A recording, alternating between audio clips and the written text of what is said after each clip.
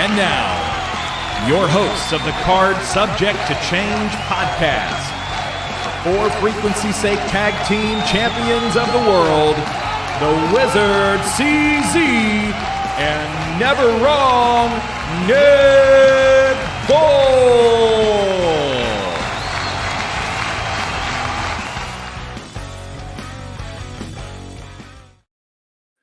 Hello and welcome to another exciting edition of the Card Subject to Change podcast, episode 104, Mull It Over. We'll get to that in a second. I am your host, Never Wrong, Nick Bull, joined by my tag team partner, co-champ of the podcasting network, the Wizard CZ. Wiz, how you doing?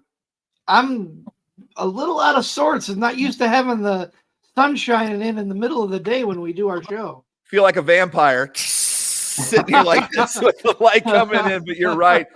Due to scheduling conflicts, we're recording this on the morning of the big day of the big game. We've already had our Super Bowl episode with halftime heat yesterday. This is part 2 of our double shot weekend, but this does have a big game feel. I'm not going to lie. No pun intended. We've got Chuck Brewster here of SCW Pro Wrestling joining the show.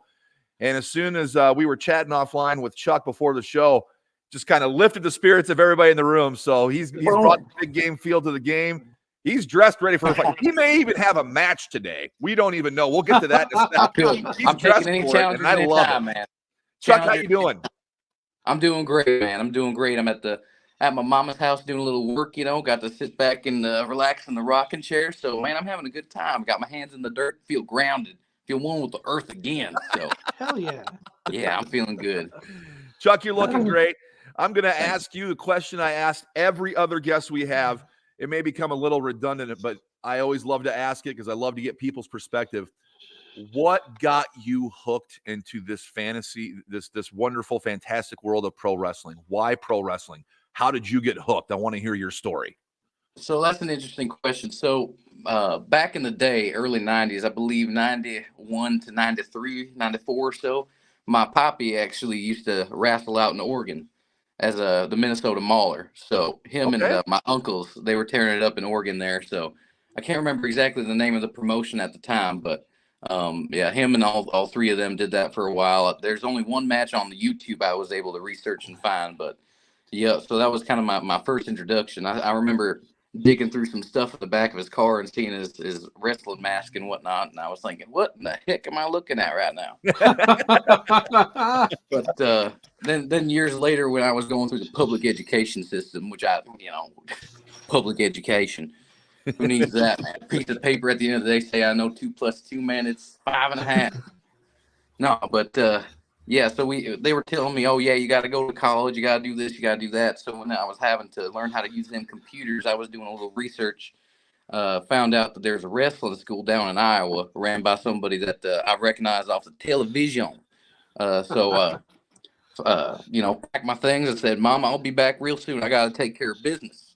So came down here and I got my absolute sweat and blood everywhere over Black and Brave, man. I tell you, I don't think there was a bodily fluid I left inside of me after those days.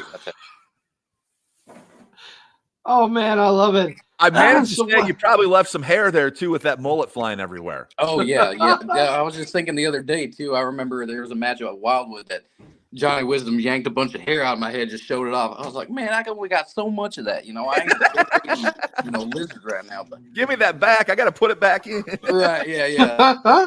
That, or you can sell it. Maybe I could be making some wigs for people. Put it towards a good cause. You talk about. You Oh, go ahead, CZ. I was just gonna say, you mentioned Johnny Wisdom. You've had a long-standing rivalry. Kind of interested to hear the story behind that rivalry, and more importantly, what you've learned coming out of that rivalry with Johnny Wisdom to further your wrestling career. Yeah, of course. Yeah, so he issued an open challenge. I can't remember where that was at. That was a few months back now. Yeah, we were at SCW in Bluegrass, and he issued an open challenge because, it was anniversary. That's what it was, because he was mad that, I'm not an original, and I got to prove myself, blah, blah, blah, whatever he was spouting about, in that little elephant costume he's got on. So I went out there. I said, all right, let me show this boy what this old country boy can do. Ran out there, beat his ass, and then, he got a little upset with me. He cost me a match, so I retaliated. I cost him a match against old Devil Dog. Said gives these backsies there, and then tensions arose. He was blowing smoke in my face, which I don't condone. I don't respect. And at the end of the day, he paid the price because he was. Oh man, that match! I tell you, that was gruesome. At one point, he had me all tied up against the ropes. He was using duct tape and everything. I was worried I wasn't going to get out. I looked at the ref and I was like, "Hey, you got anything sharp?" And he was like, "Oh, I don't know." And I was like, "Give me your earring or something. I need to cut this, man." I see that guy with the chair behind me covered in tacks. Yeah, no, I was panicking, man. I've never been in a situation quite like that. So, yeah, luckily I got on the winning side of that and was able to slam some tacks in that man's back. But yeah, one thing I learned for sure is that, I might have to bring a little bit more heat on them hits. Make sure to knock the boy down the first time instead of having to deal with him for a few months stretch.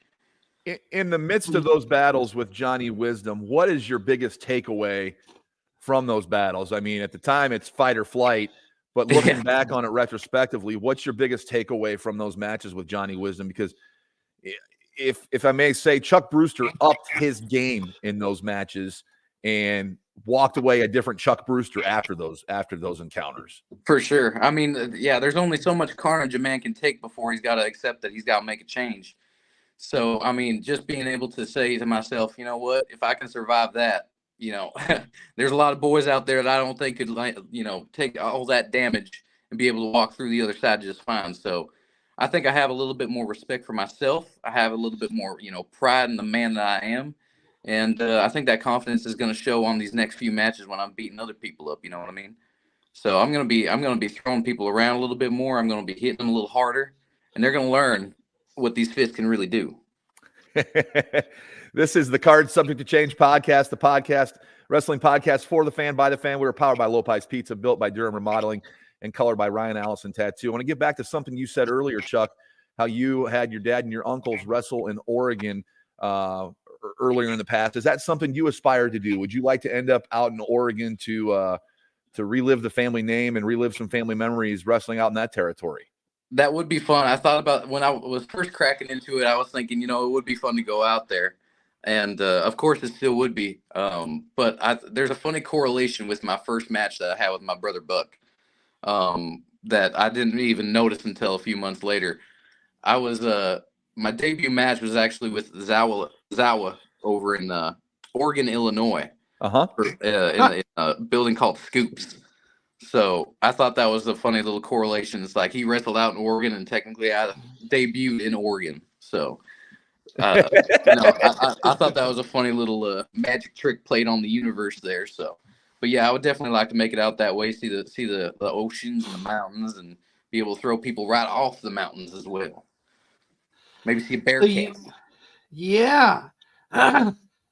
So Chuck, you're talking about your dad and your uncle being inspirations. If you were watching the wrestling product, who do you take your inspiration from on the big leagues, from like WWE, WCW, all of the AEW is what I meant to say. WCW has been gone for 20 years. It's been gone since 2001, CZ. I'm still living in the past, Nick. Let me live in the past. That's funny you say you're living in the past, because I am too. I've always been a fan of the 80s style wrestling, so I take a lot of inspiration from Macho Man Randy Savage and Ultimate Warrior. Those two are my guys. And one of my favorite matches of all time is when the Mega Powers explode. So that's kind of my era that I like to watch and I like to enjoy. So when you see old Chuck, make his entrance running around, that's a little bit of warrior inside of Yeah, me. it was just you took the words right out of my mouth, Chuck.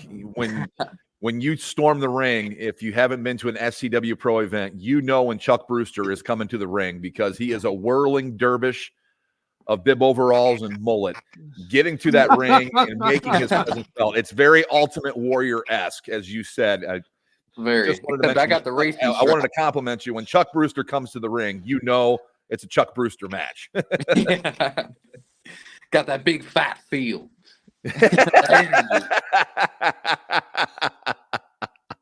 I love it. I'm going to start chanting "Big Fight Feel" next time you run to the ring, man. I am. There we go. I love that. So obviously you're a big part of SCW Pro. You talked about wrestling for Zoa, making your debut there. What are some of your favorite places to work for the crowd? Where are the places you've really enjoyed working in the ring? It's hard to beat Iowa City. I've had a lot of good moments in Iowa City, and I remember that being the place where when I was just like breaking in and having to do security, lifting the chairs and moving the ring, that I was thinking, man, it'd be nice to have this entire place cheer my name both levels. And being able to say that I feel like I've gone there and I've accomplished what I wanted to do in that building was nice. But another Iowa City moment was when we had the street fair this last summer. Mm-hmm. So it got moved inside the theater there. I can't remember the name of the theater at the moment. The Englert Theater. Theater. There we go. No, isn't that downtown here in Davenport? No, the Englert's in Iowa City. Englert. Yep. Okay, yeah. I tell you what, I don't study maps much. That's okay. But that got moved inside, and man, there's a couple times I go back and I watch that because I remember just laying in the ring during the main event was the Battle Royal. So, but man, that entire place was chanting for Chuck. So I remember laying there on the side of the ring after getting some fists thrown in my face. That they were still, cheering my name and whatnot. And I was thinking, dang, these people, a lot of equity over here in Iowa City. So yeah, it was a good time. And man, the moment that I got tossed over, it didn't work out quite exactly how I wanted to, but I remember sitting there and hearing just the crowd just so disappointed that I got out. And I hate to disappoint the folks, but man, I tell you that I've never got a chance to hear that much impact from just Chuck, just from what the product that I was putting out there. So, and it obviously takes a lot of effort from the other guys to, be willing to get thrown around by old me and, whether they like to or not, but yeah, it was a fun time. So Iowa City is definitely up there. I've made some rounds up in, I actually had a few matches earlier in my career in Chicago, and those were fun. I had a couple of good ones there. I actually had to wrestle Corn Boy when Buck and I were still running around up there. And I remember having him in a suplex, and it felt like we were in that like double suplex for a long time. It's like, man, we could have been having a 5-minute conversation, it felt like. But yeah, Chicago's fun. Made it up to Wisconsin a few times, and going down to Trailblazer in Kansas every so often. So, yep.